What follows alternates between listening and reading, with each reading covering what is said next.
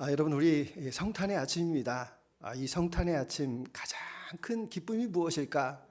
그것은 저와 여러분들이 선물을 받았다라는 겁니다. 그 선물이라고 하는 것은 우리가 원수였는데 하나님의 자녀가 되고, 또 죄인이었는데 의인이 되고, 영원한 지옥 형벌이 우리에게 기다리고 있었는데 우리가 영원한 영생을 누리게 되었다. 그것이 바로 아기 예수를 통해서 우리에게 내려주신 가장 큰 선물임을 믿으시기 바랍니다. 오늘 그 경배의 자리에 이 동방박사 이야기가 나옵니다. 그 동방박사가 별을 보고 하나님의 그 계시 가운데에서 예수님을 찾아오고 있는데, 과연 그 별의 의미는 무엇이었을까? 자, 이 별이라고 하는 것을 우리가 성경에서 유심히 살펴보시게 되면 제일 처음에 이 메소포타미아 지역에 이 발람이라고 하는 선지자가 있습니다. 이 발락 왕의 그 주문을 받아서 이스라엘을 저주해야 되는데, 그는 하나님의 계시를 받았습니다. 그래서 그 계시할 때 뭐라고 계시를 했는가 하면, 네 번째 계시 가운데 한 별이 야곱에서 나오고 한 규가 이스라엘에서 나올 것이다. 이 예언이 예수님 오시기 1440년 전에 있었던 그런 예언입니다. 그리고 이제 그 예언을 이제 기대하고 있었는데, 기대하다가 이제 이 유대인들이 바벨론이라는 지역에서 살게 되면서 그 메시아 사상 가운데에서 아마 이 하늘의 별을 연구하는 이 동방박사, 틀림없이 하나님의 그 계시를 받은 이 동방박사가 그 별을 보았다라는 겁니다. 그래서 그 별에 관하여서 학자들이 연구를 많이 했는데, 중국의 한서라는 책에 보게 되면은 주전, 예수님이 오시기 얼마 전에 그 큰 별이 나타났다, 이런 기록이 고서에도 나와 있습니다. 그리고 유대인의 기록에 보시게 되면은 유대인들은 이 목성을 그 임금 왕의 자리 이렇게 이야기하고, 그 토성 아시죠? 그 토성을 이제 그 선지자의 자리다 이렇게 이야기하고 있는데, 그 목성과 토성이 이렇게 겹쳐지면서 큰 빛이 임하였다, 이런 기록이 있습니다. 근데 우리가 사실 이 별을 여러분 어떻게 생각하십니까? 밤하늘 저 우주에 멀리 떨어져 있는 저 별 이렇게 생각하면 성경을 해석하기가 참 어렵습니다. 자, 우리가 이 성경을 조금 더 자세하게 보시게 되면, 자, 이 동방박사가 예루살렘에 가서 헤롯 왕을 만났습니다.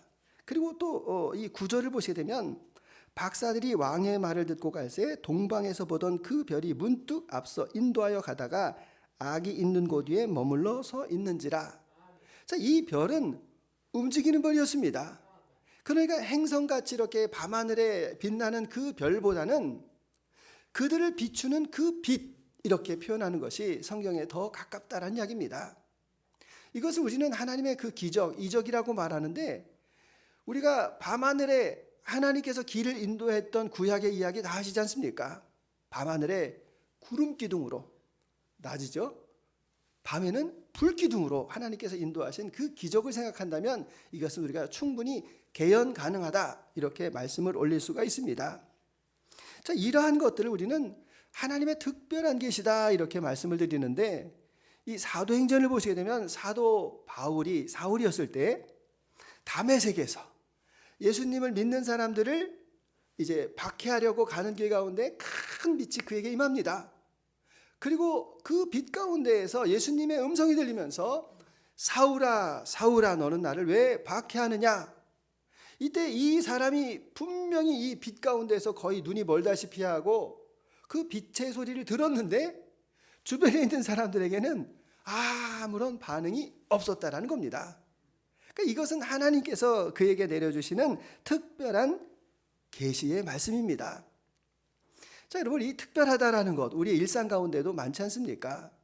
어느 그 연구원이 있는데 노총각입니다.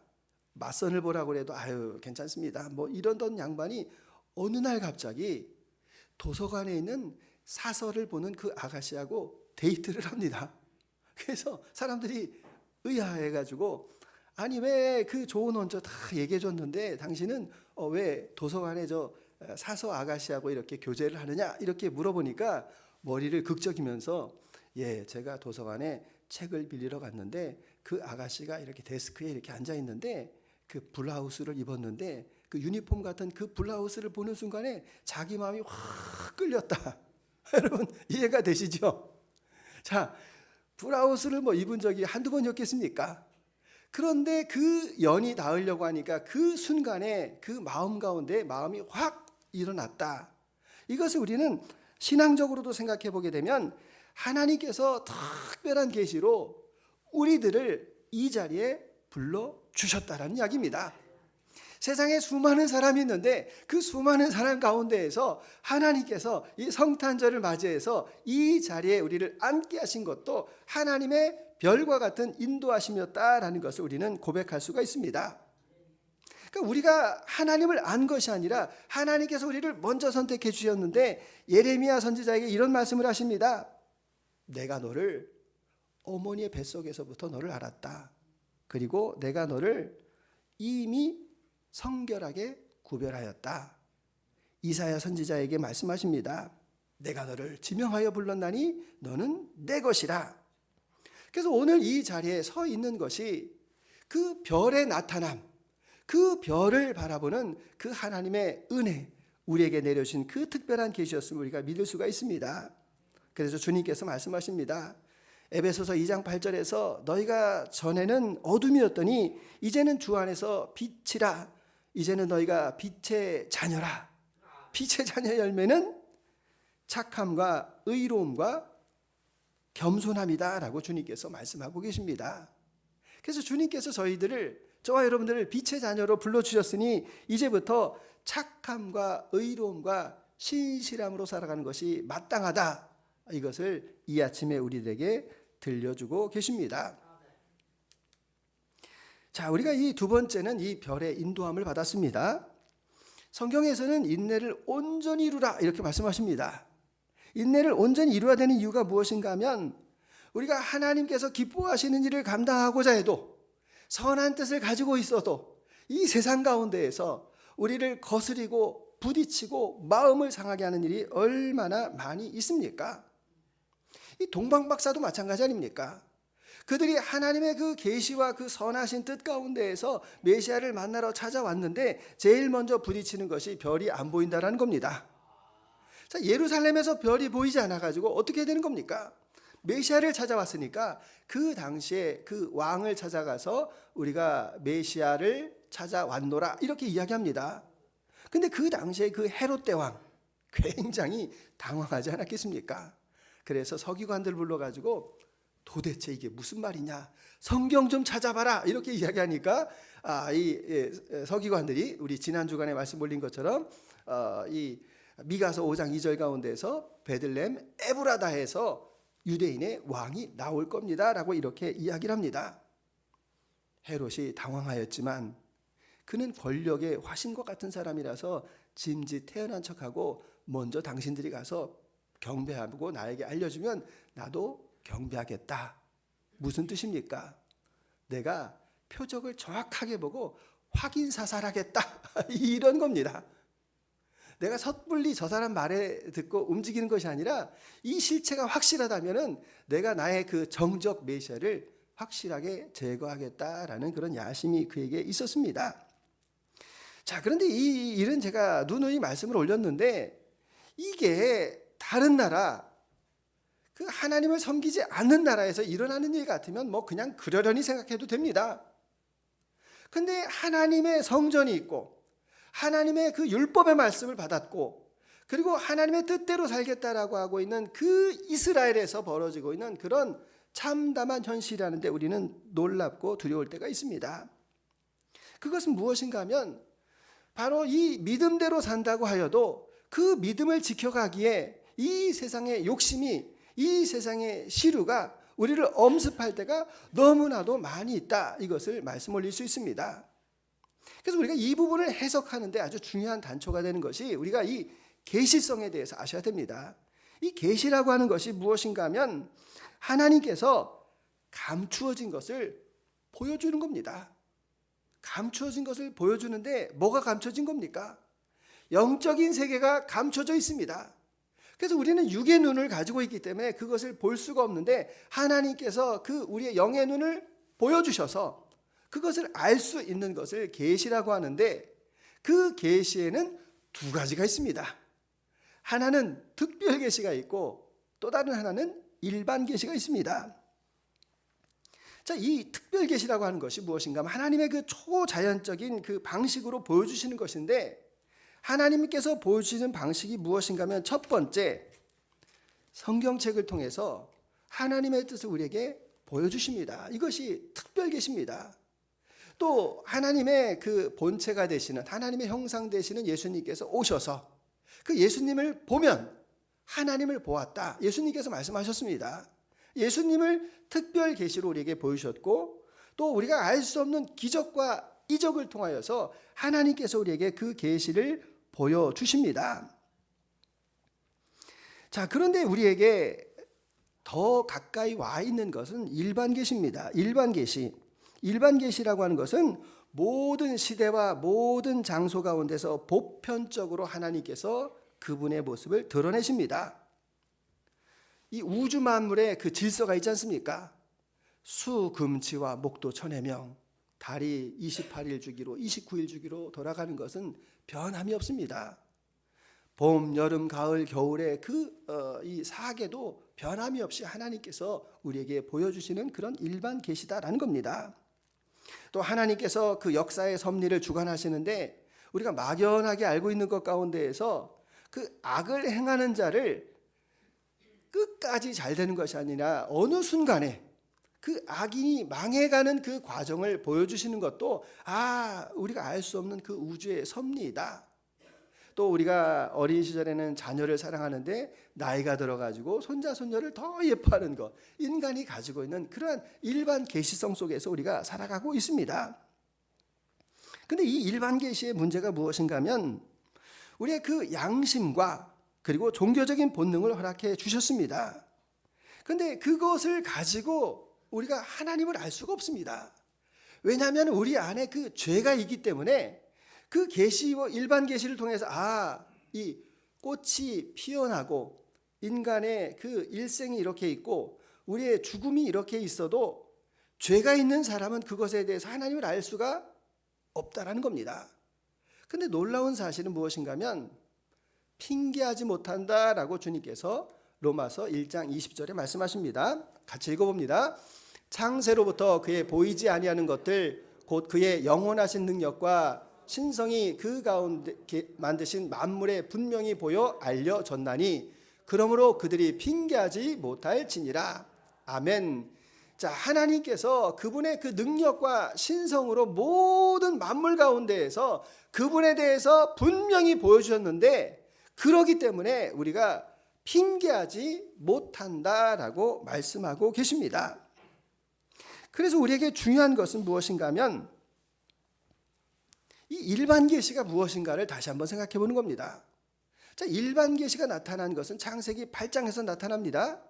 하나님께서 홍수로 세상을 심판하시는데 노아와 그 안에 방주 안에 있는 가축을 기억하셨다. 이런 말씀이 나옵니다. 하나님께서 기억하셨습니다. 그리고 그들이 방주에서 나와서 하나님 앞에 번제를 드렸을 때에 하나님께서 내가 다시는 물로 심판하지 않겠다라고 약속을 하셨습니다. 그리고 하나님께서 인간에게 무엇을 주셨는가 하면은 하나님을 닮아가는 지식을 주셨습니다. 그래서 인간들은 그 지식을 가지고 열심히 과학기술을 개발을 시켜가지고 세상을 점점 풍요롭게 만들어가고 있습니다. 그래서 우리가 지금 4차 산업혁명 시대라고 하는데 1차 산업혁명이 뭡니까? 증기기관차를 만들었습니다. 그래서 증기기관차를 만들어서 기계로 이제는 일을 할 수 있다. 이게 1차 산업혁명입니다. 2차는 뭡니까? 2차 산업혁명은 전기가 만들어져 가지고 이제는 그 계속해서 이 대량 생산을 할 수가 있게 되는 것이 2차고 3차는 컴퓨터가 만들어져 가지고 정보화 시대. 그리고 우리는 지금 드디어 4차 산업혁명의 시대를 살아가고 있는데 그것이 그 유명한 AI입니다. AI가 얼마나 발전이 됐는지 뉴스를 보면 최신 뉴스가 막 쏟아져 나오는데 중국의 우리 유기남 집사님 따님이 살고 계시는 청두에서 얼마 전에 이 공연이 열렸습니다. 공연이 열렸는데 어떤 공연인가 하면 이 그 가수가 나와서 이렇게 막 춤을 추는데 로봇 6명이 쫙 나와가지고 가수하고 똑같이 이렇게 춤을 추는 겁니다. 아니 춤을 추는 것뿐만 아니라 아니 얘네가 공중돌기도 해요. 와, 로봇가 공중돌기도 하고, 야, 이 도대체 이제 그 사람 껍데기만 뒤집었으면 저게 사람인지 이제 로봇인지 구별이 안 되는 세상이 되겠다, 이런 생각이 들었습니다.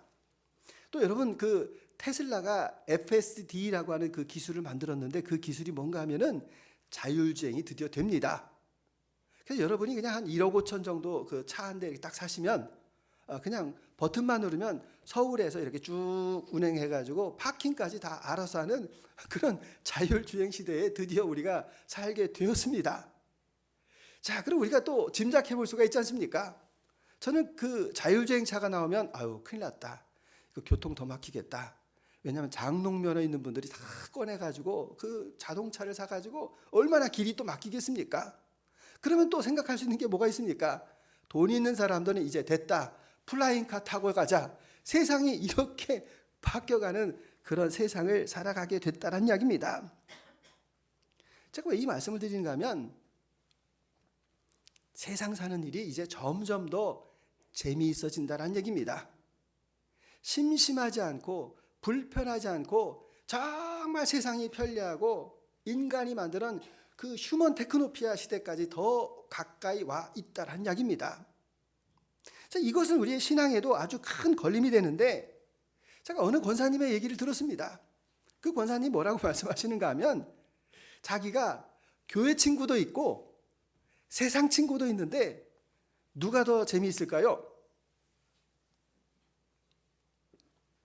교회 친구하고 세상 친구가 있는데 세상 친구가 훨씬 더 재밌습니다. 목사님, 저는 솔직히 세상 친구가 더 재밌습니다. 제가 이해가 됩니다. 저도 뭐 임영웅 씨 노래 이렇게 들어보면 왜 저렇게 임영웅 씨에게 빠져가는가, 왜 이렇게 잘 부르는가, 왜 이렇게 심금을 울리는가, 저도 동의합니다. 자, 무슨 말씀인가 하면 이 일반 계시 속에서 살아가는 것이 훨씬 더 재미있다라는 겁니다. 세상에서 놀고 먹고 즐기는 것이 우리가 예배를 드리는 것보다도 훨씬 더 인간적인 즐거움을 가져다주는 그런 시대가 되었다. 이것은 솔직한 이야기입니다.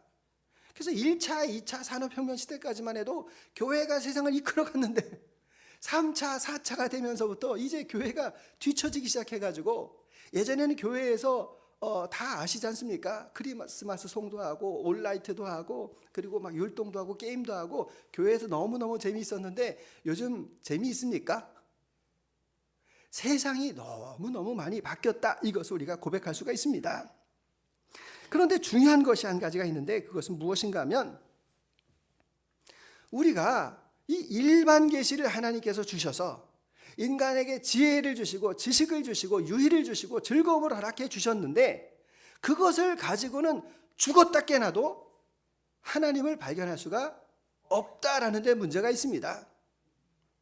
이 일반 계시를 가지고 이 땅에서 우리가 얼마든지 즐겁게 살아갈 수가 있는데 그 인간의 하나님께서 창조하신 그 목적, 창조, 타락, 구원, 그 섭리 가운데에서 타락까지는 일반 계시로 갈 수가 있는데 마지막 단계인 그 구원의 역사는 그 일반 계시로 갈 수가 없고 특별 계시로만 갈 수가 있다라는 것을 우리에게 말씀하고 계십니다. 오늘 우리 시대가 참 엄중합니다. 저는 최근에 그 태권도장 이야기를 참 재미있게 들었습니다. 요즘 태권도장 잘 안 된다고 합니다. 왜 그런가 하면은 예전에 그 태권도장이 동네마다 다 있고 노란 이렇게 버스로 태권도장을 이렇게 다녔는데, 예전에는 뭐 태권도장에서 다 하지 않았습니까? 뭐 줄넘기도 하고 그다음에 뭐 덤블링도 하고 뭐 캠프도 가고 뭐 다 하면서 그 아이들을 이렇게 많이 이렇게 모았는데 지금은 아이들이 줄어들어서 경영이 어렵다라는 겁니다. 그 아이들이 줄으면 그 다음에 성인반을 받으면 되는데 이미 인식 가운데에 태권도는 어린아이의 스포츠라는 인식이 박혀가지고 내가 이제 어떤 구기 운동을 해야 되겠다라고 생각하면 다 주짓수로 간다고 합니다. 그러는 사이에 또 태권도 도장에서 이제 어린아이가 이렇게 돌봄을 받다가 죽는 사건이 나서 부모들이 이제 더 이상 태권도 도장에 못 맡기겠다, 뭐 이래 가지고 태권도장이 어렵다라고 합니다. 소래포구가 한때 정말 잘 나갔는데 그 소래포구가 결국 바가지 문제를 계속 이렇게 일이 벌어져 가지고 나중에는 그 SNS에 바가지다 이렇게 이야기해 가지고 소래포구가 예전만 같지 않다라는 이야기를 듣습니다. 저는 그 이야기를 들을 때마다 이게 교회의 모습하고 너무 비슷하다라는 개인적인 생각을 가지고 있습니다. 이제 우리가 무엇인가 새로워져야 되는 그런 때이기도 하고 더 중요한 것은 무엇인가 하면 이제 남아있는 우리가 얼마 없다라는 사실입니다. 이제 예전으로 얘기하면 제국이었는데 식민지를 다 잃어버리고 본진에 우리들이 남아있다. 이것을 우리가 먼저 기억하는 것입니다.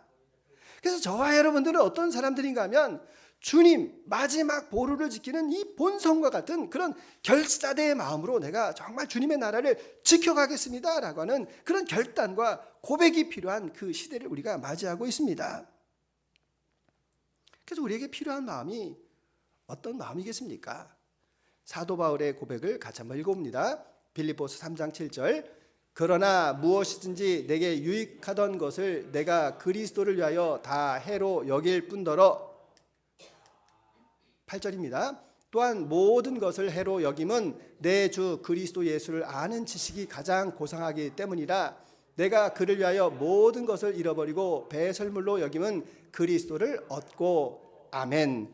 자랑할 것이 많은 사람이었는데 그에게 있어서 가장 고상한 것이 바로 예수 그리스도를 아는 지식이고 내가 이제까지의 그 일반 계시 속에 있었던 이 모든 것들을 내가 다 배설물로 얻는 것은 내가 그리스도라고 하는 그 특별 계시 그 구원의 역사에 내가 동참하게 하여서 내가 이와 같이 달려간다라고 고백을 하고 있습니다. 그러면 그 특별 계시로 맞이할 그 구원의 그 장대한 놀라운 역사를 바울은 또 이렇게 이야기하는데 고린도전서 2장 9절 같이 읽습니다. 기록된 바 하나님이 자기를 사랑하는 자들 위하여 예비하신 모든 것은 눈으로 보지 못하고 귀로 듣지 못하고 사람의 마음으로 생각하지도 못하였다함과 같으니라. 아멘. 자, 예비하신 모든 것이 무엇입니까? 그것은 바로 이 특별 계시를 가지고 하나님의 나라의 그 도달한 사람들에게 예비한 것이 있는데 한마디로 얘기하면 그거 설명이 안 돼. 너무 감사하고 너무 기쁘고 너무 행복해서 우리 눈으로도 안 돼. 귀로도 안 돼. 마음으로도 설명할 수 없어. 그 놀라우신 그 하나님의 나라를 설명하고 있다라는 이야기입니다.